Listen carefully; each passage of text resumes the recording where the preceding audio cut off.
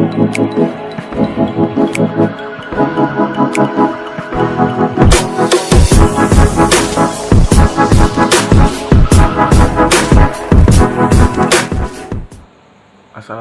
warahmatullahi wabarakatuh. Perkenalkan, nama saya M. Ghazal Ghifari, NPM 20 100 152 111 20. Saya dari Prodi Teknik Sipil Universitas Bong Hatta.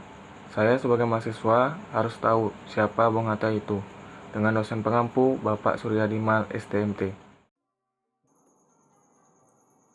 Biografi Muhammad Hatta. Dr. Haji Muhammad Hatta lahir di Bukit Tinggi, 12 Agustus 1902. Pria yang akrab disapa dengan sebutan Bung Hatta ini merupakan pejuang kemerdekaan Republik Indonesia yang kerap disandingkan dengan Soekarno.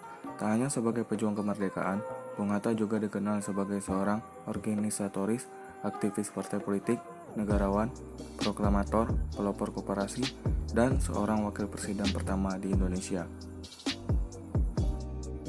Pada 18 November 1945, Hatta menikah dengan Rahmi Hatta, dan 3 hari setelah menikah, mereka bertempat tinggal di Yogyakarta. Kemudian dikaruniai 3 anak perempuan yang bernama Mutia Farida Hatta, Gemala Rabiah Hatta, dan Halida Nuriyah Hatta.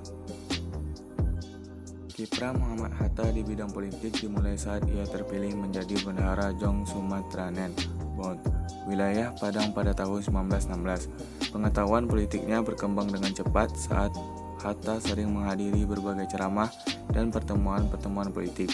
Secara berkelanjutan, Hatta melanjutkan kiprahnya terjun di dunia politik. Sampai pada tahun 1921, Hatta menetap di Rotterdam, Belanda, dan bergabung dengan sebuah perkumpulan pelajar tanah air yang berada di Belanda, Indische Vereniging. Keikutsertaan Muhammad Hatta dalam organisasi semasa sekolahnya tersebut menumbuhkan rasa peka dan peduli akan politik di Indonesia.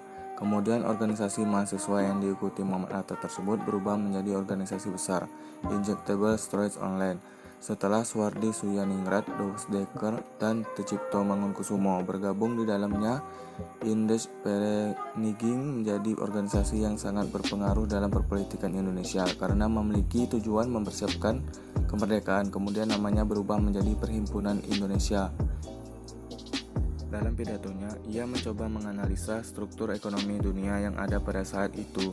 Berdasarkan landasan kebijakan non-kooperatif, Hatta berturut-turut terpilih menjadi Ketua PI sampai tahun 1930 dengan perkembangan yang sangat signifikan dibuktikan dengan berkembangnya jalan pikiran politik rakyat Indonesia.